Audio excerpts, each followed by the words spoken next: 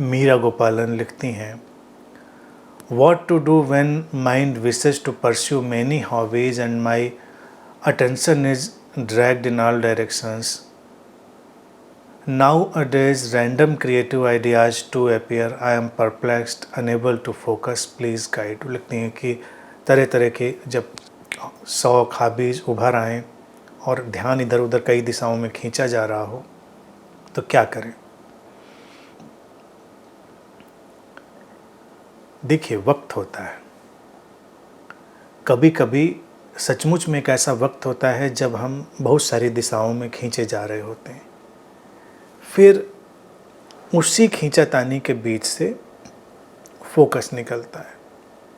अगर कोई टारगेट है, कोई चीज़ सचमुच में हमको पूरी करनी है तो जल्दी ही फोकस की तरफ हमको बढ़ जाना होगा, क्योंकि ये बात तब नहीं लागू होगी हम कोई एग्ज़ाम की तैयारी कर रहे हैं और हम हर तरफ खींचे जा रहे हैं कि तो फिज़िक्स पढ़ते हैं, केमिस्ट्री पढ़ते हैं, बायोलॉजी पढ़ते हैं, ये पढ़ते हैं, वो पढ़ते हैं, और हम कहें कि हम तो हर दिशा में खींचे जा रहे हैं, हम करें क्या।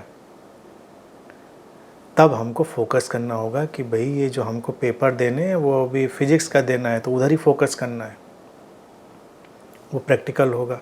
किचन में गए खाना बनाने के लिए, अब हमको ये चीज़ भी डिश भी खींच रही है, वो डिश भी आकर्षित कर रही है, ये बनाएं वो बनाएं, तो बन के कुछ नहीं निकलेगा। घर में सब भूखे बैठे रहेंगे, तो वहाँ पर फोकस करना होता है कि अच्छा आइडियाज़ तो बहुत आ रहे हैं लेकिन इस आइडिया को एग्जीक्यूट कर देते हैं फ़िलहाल, वो प्रैक्टिकल होगा।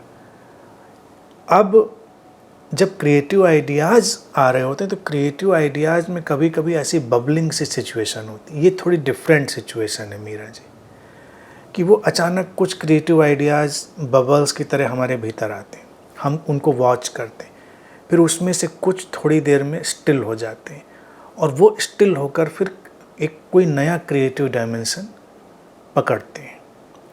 तो वहाँ पर थोड़ा वेट भी कर लेना चाहिए।